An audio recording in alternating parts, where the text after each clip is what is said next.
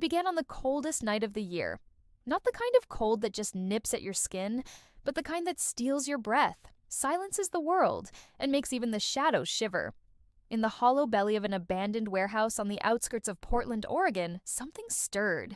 It wasn't a rat, and it wasn't a stray cat. It was a dog, emaciated, trembling, with eyes so wide with fear they'd long stopped looking for a rescue. His ribs pressed against skin stretched as thin as parchment. His fur, matted with grime and old blood, clung to him like a second skeleton. He didn't bark. He didn't whine. He just waited. For death? Or maybe for a miracle. No one knew how long he'd been there. Boxes had collapsed around him, rusted chains dangling from the ceiling like forgotten nooses. The only light came from a shattered skylight, moonlight pooling on the concrete like liquid silver, illuminating the ghost of a life that was once loved. Because he had been loved. Once. A frayed red collar, faded but still bearing the name Kai, hung loosely around his neck. Beneath it, scars told a story no human tongue could ever speak. Kai had been left, not lost, not escaped. Left deliberately, cruelly. He was tied to a pipe with a rope that had long since rotted away, leaving him free but trapped all the same. Trapped by hunger, by fear, by the slow erosion of hope. Weeks passed, then months. The warehouse became both his tomb and his sanctuary. He learned to drink from puddles that collected after a rain. He scavenged scraps from the alley behind a shuttered diner. He learned to vanish at the sound of approaching footsteps because human feet meant danger. Always. Until one night, they didn't. It was past midnight when Marcus Reed pulled his battered pickup into the gravel lot beside the warehouse. A firefighter by trade, Marcus carried the weight of too many rescues and too many losses in the lines of his face. He wasn't looking for a dog. He was chasing a rumor. An anonymous, shaky-voiced call had come in about an animal trapped in the old Millstone building. Dispatch had written it off. Too many false alarms in a city that barely noticed its own. But Marcus couldn't unhear it. He stepped inside, his flashlight cutting through the dark like a blade.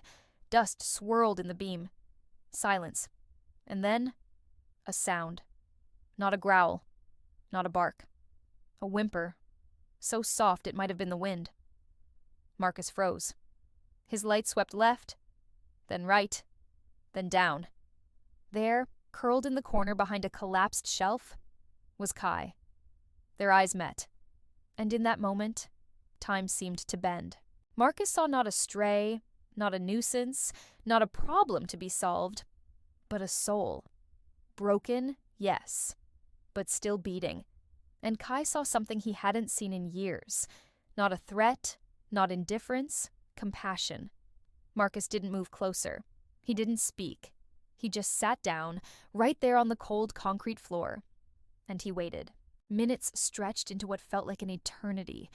The wind howled through broken windows. Somewhere, metal groaned. But Marcus stayed. Slowly, so slowly it seemed the world held its breath, Kai lifted his head. He put one paw forward, then another. Each step was a battle against instinct, against memory, against every betrayal etched into his very bones. When he finally reached Marcus, he didn't lick his hand. He didn't wag his tail. He simply collapsed against his leg. Exhausted, surrendered, trusting. Marcus wrapped his coat around the trembling body and whispered just 2 words into the dark. It's over. What followed wasn't a fairy tale. Kai's body was a map of trauma. He had parasites, severe malnutrition, and a fractured femur that had healed crooked. The vet said he might never walk properly again, might never trust again. But Marcus didn't flinch. He turned his spare room into a recovery den, sleeping on the floor beside Kai's bed for weeks. He fed him by hand, speaking to him in low, steady tones, even when Kai flinched at the sound of a closing door. Progress wasn't a straight line. Some nights Kai would wake up screaming, those silent, panicked screams only trauma can produce, and bolt into corners, his eyes wild with terror.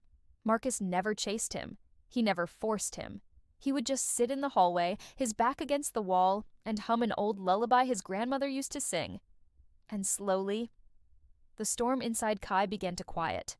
3 months in, Kai took his first real walk, not on a leash out of necessity, but because he wanted to.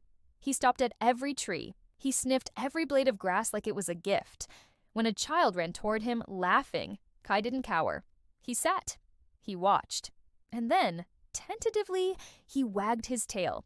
1 year later, Marcus got a call from the firehouse. A house fire. A family was trapped. Smoke was pouring from the attic. He suited up, his heart hammering, his mind sharp. But when he arrived, the scene was already under control. Neighbors had pulled the family out. And there, sitting calmly on the sidewalk, covered in soot, eyes fixed on the burning home, was Kai. He'd bolted from the yard when he heard the sirens, not in fear, but with purpose.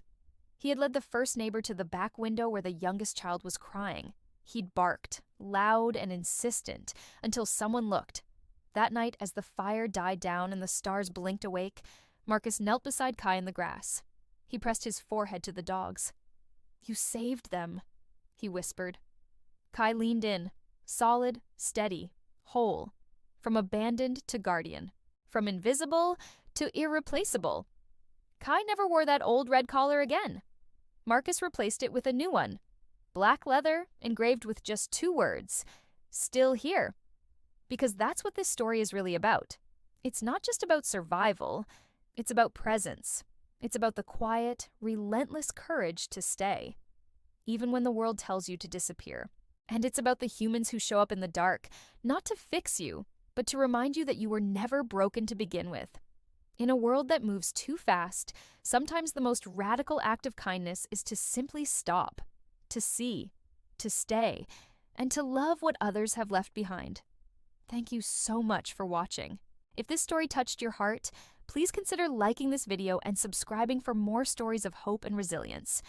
We'll see you in the next one.